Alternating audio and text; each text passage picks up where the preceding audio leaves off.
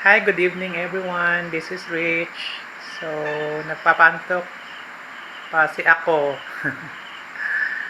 Kasi bukas, luluwas na naman ng Manila for my RTO, return office. Every Monday yan.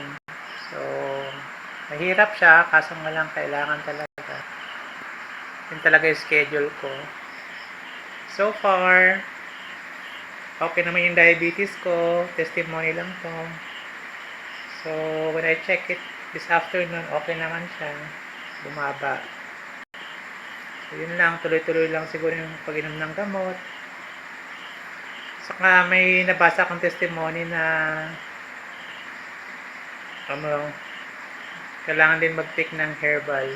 Maganda pala sa katawan yun. So, I bought 2 banig ng serpentina capsule. Yun yung ininom ko. So, sana tuloy-tuloy nang mag-normalize yung aking blood sugar para healthy. Maraming matulungang tao. Kasi marami ring umaasa, nakadepende sa akin. So, kailangan talaga maging yun lang guys, yun lang naman yung gusto kong i-flex ngayon bago ako matulog. So far, hindi pa ako naantok. So, kumaya na siguro. Bye guys, I love you and God bless.